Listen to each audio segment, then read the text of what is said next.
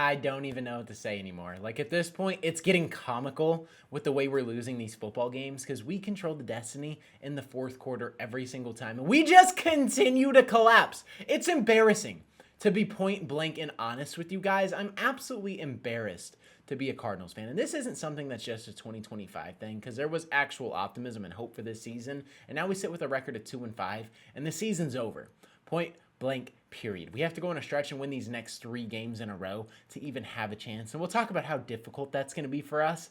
But this game, dropping to the Packers, especially just watching the performance on the field, it's gross. Jacoby Brissett, I feel like played phenomenal. This is another game where he looked exceptional. Had 2 touchdowns, had a bad fumble. But besides that, played flawless. And the Packers did not play good today. If we pull up their stats, you can tell. This is a game where we lose by 4 points. Another one where we control the destiny, as you guys see in the fourth quarter. Do you guys see what that says? 14-3 in the fourth quarter. Do we forget how to play football just entirely? Are we just incompetent when the fourth quarter hits? This is something that the broadcast booth was saying. The coaching staff said they acknowledged this. They had players-only meetings on Friday. The defense is what they said. Buda Baker was leading those. And it just leads to nothing. We can't turn this around. How are we so competent in the first couple quarters and we just completely forget how to play football? It doesn't make sense. 6 and 7 points in the second and third quarter. And in the fourth, we just let them pour 14. They just scored more in the fourth quarter than they scored in the entire first 3 quarters. How is that possible? And I can go on and on and on about how this team, at least we didn't have that conservative mindset. We grew a pair today, and we went for it on 4th and a yard. But instead of actually going out with a competent play call, it was like 4th and a yard and a half. We have Jacoby Brissett doing a tush push that goes nowhere. Just so stupid. I love the aggressiveness. Drew Petzing, you finally got out of your own ASS. But what are we doing in that instance? Why are we trying to tush push it? You could do anything else. Just don't run the football. Put the ball in Jacoby Brissett's hands. I'd be a lot more confident. But a tush push from a yard and a half out, it's not going to cut it against a Packers defense who has Rashawn Gary, Quay Walker with a sack and a half, and MICAH Parsons, who just dog-walked this man right here.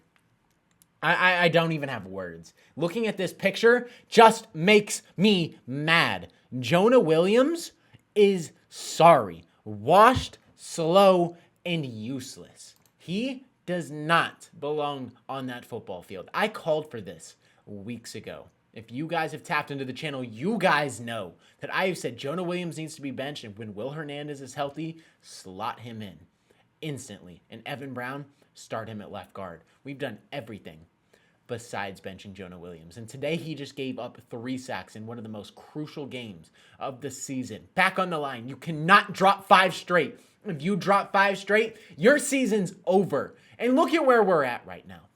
We're in a position now where the season is just done. And I don't see how it's reparable. I really do not see how this season gets turned around. I think the locker room is going to get lost after this game. You have Jacoby Brissett in here who has been wheeling and dealing in these last 2 games. I'm not even trying to talk about quarterback controversy or whatever you want to talk about. Who's the quarterback? Kyler Murray, Jacoby Brissett. Point blank period, Jacoby Brissett in these last 2 games has been diming.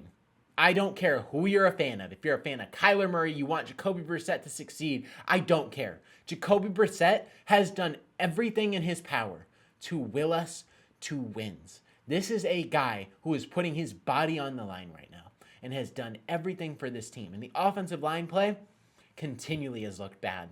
And we can't get things going. Jacoby Brissett doesn't have the escapability that Kyler Murray does. So he's going to take sacks. He's going to take hits. And that's the unfortunate part about him actually playing behind this line is because they can't block. Besides Paris and Froholt, we're kind of cooked. So to be honest with you, we're not playing collectively. Will Hernandez is coming off an injury. I think you got to let him get through that. That's fine. Jonah Williams is probably one of the worst tackles starting in the league by far. MICAH Parsons, if we're watching everything, I know he has insane bendability and I know he's insanely fast. But oh my goodness, it just doesn't even look like Jonah Williams belongs on the football field. It doesn't. And on the broadcasting booth, they said, Jonah Williams, one of the best tackles in the league, a really good tackle. Are we watching the same product? You haven't been watching many Arizona Cardinals games because this guy is getting his way just Every freaking edge rusher's having their way with them. And I'm sick of watching it. Like, point blank period, just absolutely sick of watching it. And I don't know what to do. But this guy cannot be a starting tackle for us going forward. And if he is, we have severe problems. And I don't understand how the Cardinals are in this position where we're at the same record as the Giants. And if you look at points against and points for, we have given up one more point than we have scored. And we are 2-5. If we take a look at the Giants, who have a similar record, they're getting outdone by 24. And it's not adding up. And then if we look at the Saints, who have one win, one worse than us, which we could easily be 1-6 right now. We have a way of being 7-0, but we could easily be 1-6. And look at, they have a freaking 61-point differential. Like, that is just, it's mind-boggling. This is going to be one of the seasons we look at in Cardinals history. It's how did it go so bad? And you can blame whoever you want, but I think it just comes to closing, to coaching, and the offensive line play. I think that's what it comes down to. You can blame Amari too. I think Amari plays a huge factor into two of these losses because you could say it's just 2 plays, but dropping the ball before the end zone to put on 6 points at the bare minimum to close the game out, that lost us a game. Amari not scoring the walk-in touchdown against San Francisco, that lost us the game. But it goes so much deeper because if we talk about how do we rally around that and not make those plays so significant, it's coaching. It's the offensive line stepping up and not allowing pressures and letting your quarterback throw the ball. Because when Kyler's had time, he's looked amazing. When Jacoby Brissett has time, he's looked amazing. And when you let him get pressured, it's crazy because their play just drops. And Jacoby's taking hits. But how many more hits can he take at 32 years old? Are we going to keep our quarterback upright or are we going to let him die on that field?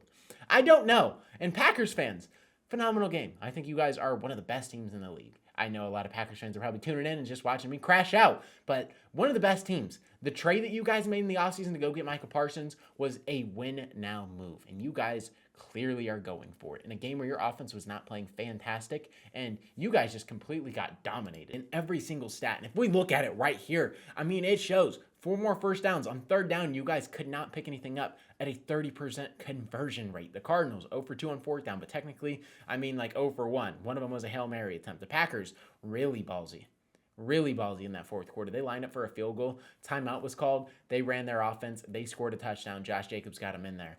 And that was just insanely ballsy, and that is a win-now move. And that could be a huge win right here going forward. If they take the field goal, maybe the Cardinals go down, get in field goal range, and just march down. And we win the game, but that wasn't the case. Matt LaFleur got ballsy, and they won the game. In a game where we have 6 penalties, played our most disciplined football game, we lose. They had 10. Will Johnson had half of these. A little tic-tacky, some of them, but at the end of the day, another loss.